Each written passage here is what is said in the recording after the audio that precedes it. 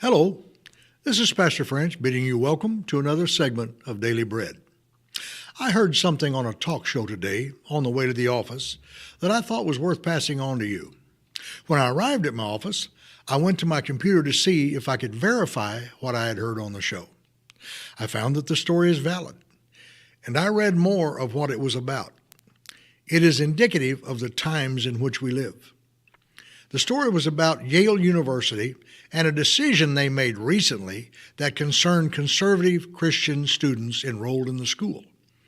They said the Christian students that were studying law could no longer receive any money from the university if they worked for any Christian law office in the summer months because their hiring practices were discriminatory.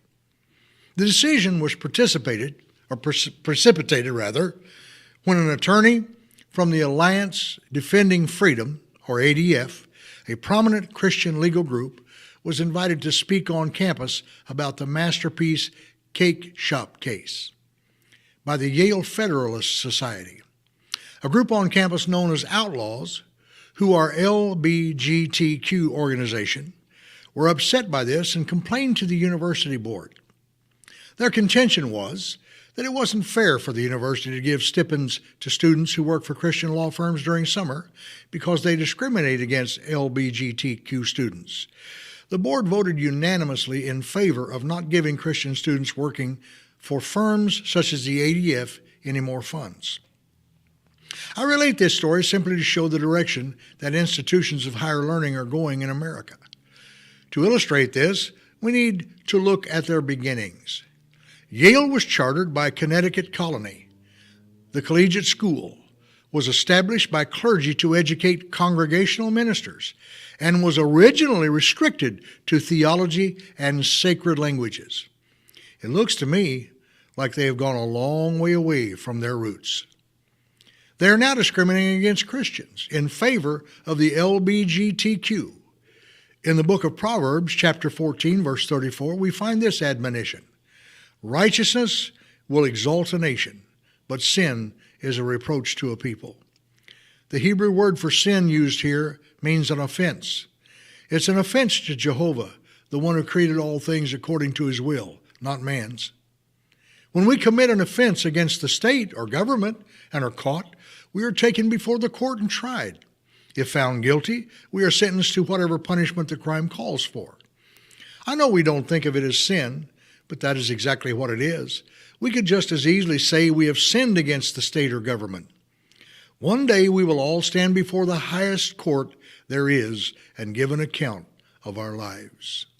Men are running headlong into the abyss, allowing every perversion they can think of and calling it okay.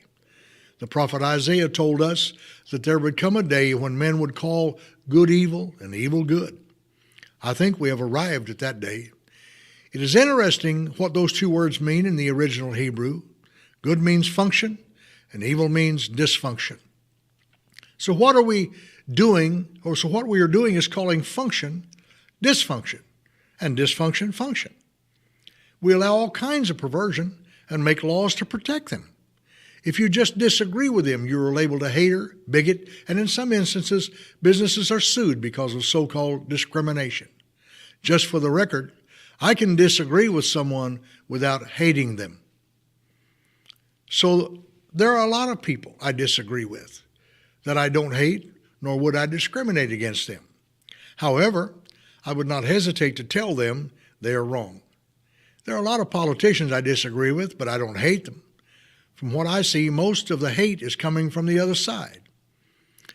As I have said before in past segments, we have perverted ourselves as a nation and then still have the audacity to stand up and say, God bless America, when some who are saying it no longer believe in him nor keep his commandments.